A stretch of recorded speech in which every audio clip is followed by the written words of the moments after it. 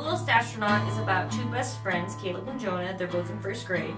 Caleb has been offered the chance to be the world's youngest astronaut, and the whole book is through the perspective of Jonah and kind of the feelings that he's going through with the oncoming loss of his best friend to a lifetime of space travel.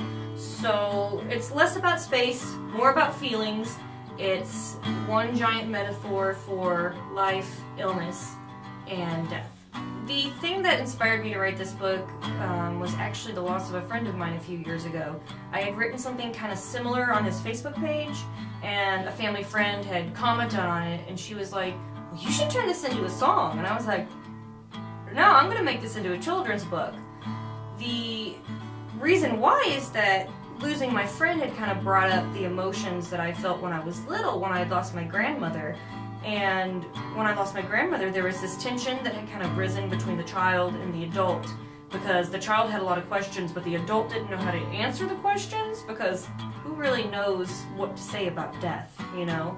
So I wanted to write something that would bridge that gap, that would give the adult and the child a common thread, to have open communication about grief without actually having to talk about someone dying. I wrote this book to be a children's book, but I wanted the message to be something that was universal, that adults could enjoy as well.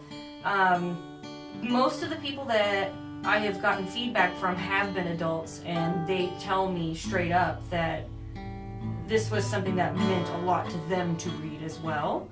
And then they have brought it to children in their lives and been like, I know you've lost this person.